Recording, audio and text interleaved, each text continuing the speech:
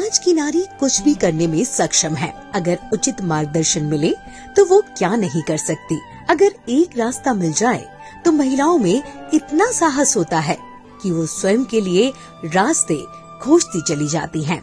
नगर निगम इंदौर के माध्यम से इंदौर की शहरी महिलाओं के लिए DNULM के द्वारा स्वयं सहायता समूह को सक्षम बनाने की ओर कार्य किया जा रहा है।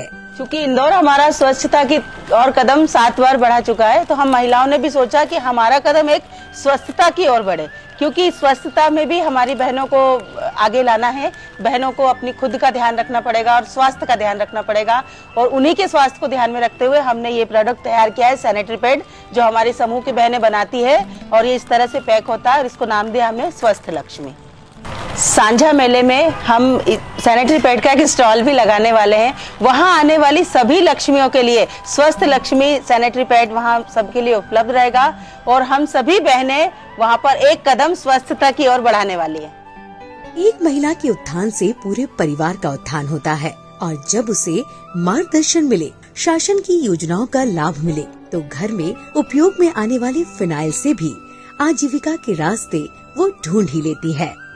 हमारे समूह की महिलाएं पूरा घर का काम करने के बाद यहाँ आती हैं और सभी महिलाएं पारिवारिक माहौल में रहकर हंसी खुशी से काम करती हैं, और हम यही चाहते हैं कि सभी महिलाएं मिलकर काम करें, अपने बच्चों को अच्छी शिक्षा दें, अच्छी सशक्त बने, ताकि वो एक एक रुपए के लिए इधर उधर ना जाएं और खुद में उनको कॉन्फिडेंट आ जाता है कि नहीं हम कमा रहे हैं, तो उनमें अपने आप में आत्मविश्वास आ जाता है। आज की महिला के लिए हर क्षेत्र में रास्ते खुले हैं और वो एक दूसरे के सहयोग से आगे आई हैं। आज की महिला पुरुषों से कंधा मिलाकर काम कर रही हैं, खुद तो सक्षम हो रही हैं, साथ ही दूसरी महिलाओं के लिए भी आजीविका के रास्ते खोल रही हैं। हमारे यहाँ पर 10 बहनों का समूह बनाया गया था नगर निगम द्वारा, और उसके बाद में हमें फेडरेशन बनाया है जिसका नाम है शिवप्रिया महाकाली, जिसमें से कुछ दीदियों को केमिकल के बैंगल्स बनाने का, तो कुछ दीदियों को फूड की ट्रेनिंग दी गई है, तो कुछ दीदियों मिर्च मसाला करती है, कुछ क्रोशिया आर्ट में निपुण है, कुछ ई रिक्शा चलाने में निपुण है, और इसके साथ ही जिसको जिस चीज में रुचि है उसका प्रशिक्षण भी हम लोग देते हैं। आप सबसे भी निवेदन है कि आप लोग भी आए, जिससे इनका ये प्रयास है वो सफल हो। धन्यवाद। अपने दैनिक कार्यों को करने के साथ महिलाओं को व्यावसायिक रूप से सक्षम बनाने के लिए इंदौर की महिलाएं जी जान से जुटी हुई हैं। फिर वो महिलाओं को जोड़कर चॉकलेट या जूट से बनी चीजें या फिर पेपर बैग बनाना हो, हर क्षेत्र में समूह की महिलाएं अग्रणीय हैं।